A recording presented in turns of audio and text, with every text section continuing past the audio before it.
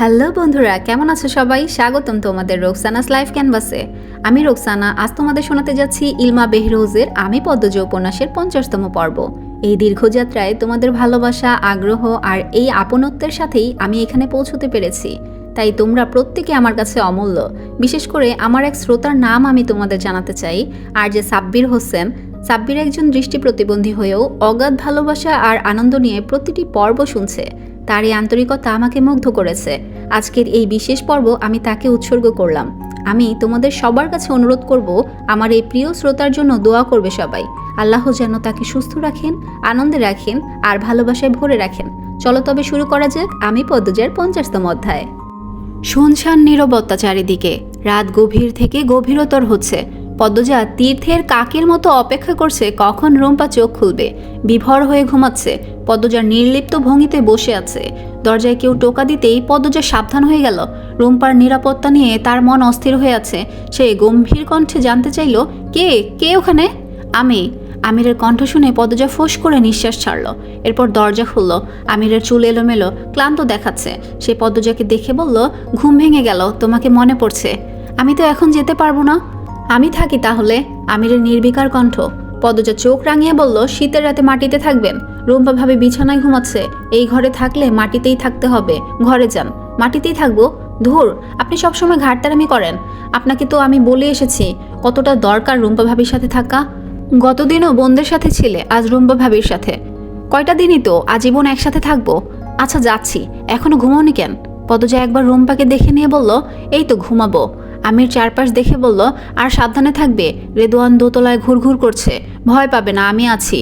পদ্মজা চিন্তিত আমিরের চোখের দিকে তাকালো। বলল, আপনি আমার সাথে থাকতে নয়, দেখতে আসছেন আমি ঠিক আছি নাকি, তাই না? ভয় পাবেন না তো একদম। আমির দুই হাতে পদ্মজার দুই গাল ধরল। আমি তো জানি আমার পদ্মবতী কতটা সাহসী। এজন্যই এই বাড়িতে আসার সাহস করতে পেরেছি। আহ্লাদ হয়েছে, এবার যান। আমির হেসে চলে গেল। পদ্মজা অনেকক্ষণ অন্ধকার বারান্দায় তাকিয়ে রইল। এরপর দরজা বন্ধ করে বিছানায় শুয়ে পড়ল। আমিরকে সে কতটা ভালোবাসে সে নিজেও জানে না। আমিরের প্রতিটা স্পর্শ, কথায়, ছন্দের হৃদয় স্পন্দিত হয়। আমিরের পাগলামি, খেয়াল রাখা, দায়িত্ববোধ সবকিছু পদ্মজাকে মুগ্ধ করে। একজন আদর্শ স্বামী বোধ হয় একেই বলে। আমিরের কথা ভাবতে ভাবতে কখন যেন সে ঘুমিয়ে পড়ল। ভালোবাসার মানুষদের নিয়ে ভাবা সময়টা জাদুর মতো। চোখের পলকে নির্ঘুম রাত কেটে যায়, নয়তো নিজের অজান্তে আবেশে ঘুম চলে আসে। সকালে উঠেই পূর্ণাকে গিয়ে ডেকে তুলল পদ্মজা। এরপর রুম্পার ঘরে এসে নামাজ পড়ল, কোরআন পড়ল। রুম্পার ঘুম আরও কিছুক্ষণ পর ভাঙে। রুম্পাকে ধরে ধরে টয়লেটে নিয়ে যায় পদ্মজা। এরপর রুম্পাকে রেখে রান্নাঘর থেকে খাবার আনতে যায়। ফরিনা মাত্র চুলা থেকে খিচুড়ি নামিয়েছেন। আম্মা, ভাবির জন্য খিচুড়ি নিয়ে যাই, বলল পদ্মজা। ফরিনা হেসে বললেন, এইটা আবার কন লাগে, লয়ে যাও। তুমি খাইবা কোন সময়? ভাবিকে খাইয়ে এসে তারপর উনাকে নিয়ে খাবো। আম্মা, রাতের হাঁসের মাংস আছে না? আছে তো, ওই যে ওই পাতিলটায়। পদ্মজা গরম গরম খিচুড়ি হাঁসের মাংসের ভুনা দিয়ে নিয়ে আসে। ঘরে ঢুকে দেখলো রুম্পা মেঝেতে পড়ে আছে। পদ্মজা থালা বিছানার ওপর রেখে রুম্পাকে তোলার চেষ্টা করে। অবাক হয়ে প্রশ্ন করলো, ভাবি মেঝেতে পড়লেন কিভাবে? রুম্পা কিছু বলছে না। সে উদ্ভ্রাটের মতো ছটফট করছে, এদিক ওদিক তাকাচ্ছে। পদ্মজাকে দূরে ঠেলে দেওয়ার চেষ্টা করছে। পদ্মজা খুব বিস্মিত। রুম্পা এমন করছে কেন? সে রুম্পাকে প্রশ্ন করেই চলেছে। কেউ এসেছিল ঘরে? কে এসেছিল? ভয় দেখিয়েছে? ভাবি, ভাবি বলো আমাকে। ভাবি, ধাক্কাচ্ছ কেন? আমি তোমার জন্য খাবার এনেছি। খাবারের কথা শুনে রুম্পা থমকে গেল। পদ্মজার দিকে এক নজর তাকিয়ে বিছানার দিকে তাকালো। ঝাঁপিয়ে পড়লো খাবারের উপর। এত গরম খাবার গাপুস গুপুস করে খেতে থাকলো। পদ্মজা বিস্ময়ে হতবুদ্ধি হয়ে পড়েছে। এমনভাবে রুম্পা খাচ্ছে যেন আর কোনোদিন খাওয়া হবে না, সুযোগ আসবে না। পদ্মজা পানি এগিয়ে দিল। রুম্পা অল্প সময়ের ব্যবধানে পুরো থালার খিচুড়ি এবং এক বাটি হাঁসের মাংস ভুনা খেলো। খাওয়া শেষে পদ্মজা নমনীয় কণ্ঠে প্রশ্ন করলো, ভাবি আমার সাথে একটু কথা বলবেন? রুম্পা দূরে সরে যায়, দেয়াল ঘেঁষে বসে। মাথা দুই দিকে নাড়িয়ে ইশারা করে সে কথা বলবে না। পদ্মজা তবুও আশা ছাড়ল না। সে রুম্পার পাশে গিয়ে বসলো। রুম্পার এক হাত মুঠোয় নিয়ে বলল, আমি তোমাকে আমার সাথে ঢাকা নিয়ে যাবে? রুম্পা এক ঝটকায় হাত সরিয়ে নিল। পদ্মজাকে ধাক্কা মেরে চেঁচিয়ে বলল, বাইর হ আমার ঘর থেকে, বাইর হ তুই। রুম্পার ব্যবহারে পদ্মজা আহত হলো। ভাবি, আমি তোমার ভালো চাই, বাইর হ কইতাছি, বাইর হ। শীতের ঠান্ডা হিম বাতাস জানালা দিয়ে ঢুকছে। শীতের দাপট বেড়েছে। এবারের শীত বোধহয় মানুষ মরার জন্য এসেছে। এত ঠান্ডা। রুম্পার পরনের শাড়ি ছাড়া আর কিছু নেই। ঠান্ডায় তার গায়ে কাটা দিচ্ছে। পদজা রুম্পার চোখের দিকে দৃষ্টিপাত করলো। রুম্পার চোখ বারবার দরজার দিকে যাচ্ছে। পদজা উঠে স্থির হয়ে দাঁড়ালো না অবধি ছুটে আসে দরজার কাছে। দরজার পাশে দাঁড়িয়ে থাকা আগন্তুক ছুটে পালাতে চায়। পদজা জোরালো কণ্ঠে ডেকে উঠল, লতিফা বুবু। লতিফা একবার ঘাড় ঘুরিয়ে পদজাকে দেখল। এরপর সিঁড়ি ভেঙে নিচে নেমে যায়। তার চোখে ভয় ছিল। একটা ঝনঝন শব্দ হয়। পদজা চকিতে ঘাড় ঘুরিয়ে তাকায়। রুম্পা পাগলামি শুরু করেছে। মুখ ধুয়ে অদ্ভুত শব্দ করতে করতে ঘরের জিনিসপত্র ছুটছে। পদজা রুম্পাকে থামানোর চেষ্টা করে, অনেক বুঝায়, কিছুতেই রুম্পা থামে না। রুম্পার হাত থেকে স্টিলের গ্লাস পদজার কপালে এসে পড়ে। পদজা আহ বলে বসে পড়ে। সঙ্গে সঙ্গে রুম্পা পাগলামি থামিয়ে দিল। ছুটে এসে পদজার আহত স্থানে হাত রাখে। উৎকণ্ঠিত হয়ে বলে, আমি তোমার ইচ্ছা কইরা দুঃখ দেই নাই বইন, বেশি বেদনা করতেছে। আঞ্চলিক ভাষায় রিনঝিনে কণ্ঠ। পদজা দুই চোখ মেলে তাকায়। রুম্পা পদজার কপালের ফোলা অংশে ফু দিচ্ছে। সে ভীষণ অস্থির হয়ে আছে। বোঝাই যাচ্ছে পদজাকে অনেক পছন্দ করে রুম্পা। মুখোশ খুলে বেরিয়ে এসেছে আসল রূপে। সে কঠিন নয়, পাগল নয়, বরং বড্ড নরম, কোমল। পদজা শান্ত স্বরে প্রশ্ন করলো, কেন পাগলের অভিনয় করো ভাবি? রুম্পার হাত থেমে যায়। সে ধরা পড়ে গেছে। কুয়াশার স্তর ভেদ করে একটা নৌকা খালে ঢুকে। নৌকা চালাচ্ছে মৃদুল। গতকাল যে ছেলেটাকে মৃদুল আন্ডা ডেকেছিল সেই ছেলেটারও নৌকা আছে। তার ভালো নাম জাকির। মৃদুলের সাথে বাচ্চা কাচ্চাদের অনেক খাতির। পূর্ণা খালের ঘাটে বসেছিল। সে ফজরের নামাজ পড়ে খিচুড়ি খেয়ে এখানে চলে এসেছে। মন খারাপের সময় ঘাটে বসে থাকতে তার ভালো লাগে। গতকাল রাতে খাওয়ার সময় মৃদুল কম হলেও 20 বার তাকে কালি ডেকেছে। অন্ধকারে নাকি দেখাই যায় না, এমন অনেক কথা বলেছে। কালো রঙের মেয়ে হওয়া বোধহয় পাপ। আবার পদ্মজাও রাতে তার সাথে থাকেনি। পুরো রাত সে কেঁদেছে। কেউ কেন তাকে কালি বলবে? আবার তার আপাও তাকে সময় দিল না। শ্বশুরবাড়ির অন্য বউকে নিয়ে ব্যস্ত। পূর্ণার খুব অভিমান হয়েছে। বয়স 20 পার হলেও রয়ে গেছে সেই ছোট্ট কিশোরী মেয়েটি। মৃদুল নৌকা থামিয়ে পূর্ণাকে ডাকলো, কালি বিয়াইন। পূর্ণা তাকালো না। মৃদুল আবার ডাকলো, বিয়াইন গো। তাও পূর্ণা সাড়া দিল না। মৃদুল জাকিরকে বলল, কি রে ব্যাঠা, বুঝছিস কিছু? এই শরীরে ভূতে ধরলো নাকি?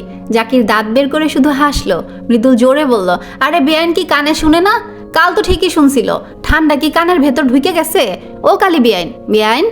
পূর্ণা হুট করে উঠে দাঁড়ালো। আঙুল শাসিয়ে মৃদুলকে বলল, আপনার কি মা বাপ নাই? থাকলেও শিক্ষা দেয়নি যারে তারে যা ইচ্ছা ডাকা উচিত না। অসভ্যতা অন্য জায়গায় করবেন, আমার সামনে না। আমি কালো, আমি জানি। আপনাকে কালি বলে সেটা মনে করিয়ে দিতে হবে না। আমি আপনাকে অনুমতি দেইনি আমাকে কালি ডাকতে বা বেআইন ডাকতে। আমি আপনার বেআইনও না। আমার দুলাভাইয়ের আপন ভাই না আপনি। কোথাকার কি আপনি? এই ফর্সা চামড়ার দেমাক দেখান। আরেকবার আমাকে কালি বললে আমার চেয়ে খারাপ কেউ হবে না। কথা শেষ করে পূর্ণা কুয়াশার আড়ালে হারিয়ে যায়। রেখে যায় অপমানের থমথম করা একটা মুখ। মৃদুল ঘোর থেকে বেরোতে পারছে না। তাকে একটা মেয়ে এভাবে বলেছে? তার মতো সুন্দর ছেলের জন্য গ্রামের সবকটি মেয়ে পাগল। আর এই কালো মেয়েটা তাকে এভাবে অপমান করলো।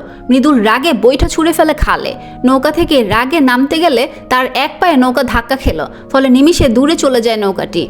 নৌকায় থাকা ছেলেটি চিৎকার করলো, মৃদুল ভাই, আমি আয়াম কেমনে? বৈঠাটাও ফালাইয়া দিছো। মৃদুল বিরক্তি নিয়ে ফিরে তাকালো। সত্যি নৌকা অনেক দূরে চলে গিয়েছে। এই ঠান্ডার মধ্যে ছোট বাচ্চাটা সাঁতরে পারে আসবে কিভাবে? মৃদুল রাগ এক পাশে রেখে বরফের মতো ঠান্ডা জলে ঝাঁপ দিল। রুম্পা থেমে থেমে কাঁদছে। পদজা অনবরত প্রশ্ন করেই যাচ্ছে। সে ভীষণ অস্থির। একজোড়া পায়ের শব্দ ভেসে আসতেই রুম্পার কান্না থেমে গেল। যেন এই পায়ের শব্দগুলো সে চিনে। রুম্পা কাঁপতে থাকলো। রুম্পার অবস্থা দেখে পদজার শির দ্বারা বেয়ে ঠান্ডা স্রোত গড়িয়ে যায়। রুম্পা পদজার এক হাত ধরে চাপা সরে দ্রুত বলল, এখান থেকে চইলা যাও বইন, আর আগাইও না। ওরা পিচাসের মতো ছিঁড়া খায়া ফেলবো। ওদের দয়া মায়া নাই। তুমি অনেক ভালা। তোমারে কোনোদিন ভুলতাম না আমি। তুমি এখানে থাইকো না। তুমি এই বাড়ির কেউর লগে যোগাযোগ রাখো না। ওরা কি করেছে ভাবি? অনুরোধ করছি আমাকে বলুন ভাবি, অনুরোধ করছি। রুম্পা সেকেন্ডে সেকেন্ডে ঢোক গিলছে। পায়ের শব্দটা যত কাছে আসছে তার কাঁপুনি তত বাড়ছে। সে ছলছল চোখে পদ্মজার দিকে তাকিয়ে কোনো মতে বলল, পিছনে উত্তরে রক্ত। পর মুহূর্তেই দরজা ঠেলে রুমে ঢুকে খলিল হাওলাদার এত জোরে দরজা ধাক্কা দিয়েছেন যে বিকট শব্দ হয়। হুঙ্কার ছেড়ে পদ্মজাকে বললেন, তুমি এই ঘর থেকে বাইর হও। অনেক অবাধ্যতা দেখাইছো, আর না। খলিলের চোখ দুটো দেখে পদ্মজার রক্ত ছলকে ওঠে, গাঢ় লাল। সে দুই হাতে রুম্পাকে জড়িয়ে ধরে বলল, আমি রুম্পা ভাবির সাথে থাকবো। থাকবা না তুমি? কেন জানতে পারি? একটা পাগলের সাথে কিসের থাকুন? রুম্পা ভাবি পদ্মজা কথা শেষ করতে পারল না। বুকে মুখ লুকিয়ে রাখা রুম্পা পিঠে চিমটি দিয়ে ভেজা কণ্ঠে ফিসফিসিয়ে বলল, কইও না, আমি পাগল না, কইও না, দোহাই লাগে। পদ্মজা থেমে গেল। খলিল বললেন, বাড়াইয়া যাও বউ। পদজা নাছোড়বান্দা হয়ে বলল, যাবো না আমি, রুম্পা ভাবির সাথে থাকবো আমি। রুম্পা পদজাকে ধাক্কা মেরে দূরে সরিয়ে দিয়ে আবার পাগলামি শুরু করে। খলিল রুম্পাকে আঘাত করার জন্য উদ্যত হতেই পদজা বাধা হয়ে দাঁড়ালো। বলল, নিজের মেয়েকে অমানুষের মতো মারতে পারেন বলে সবার মেয়েকে মারার অধিকার পাবেন না। পদজার কথা মাটিতে পড়ার আগে খলিলের শক্ত হাতের থাপ্পড় পদজার গালে পড়ে। পদজা ব্যথায় মা বলে আর্তনাদ করে উঠল। এই ছিল আজকের আমি পদ্মজা উপন্যাসের 50তম পর্বের শেষ। আশা করি তোমরা গল্পটা মন দিয়ে শুনেছো এবং উপভোগ করেছো।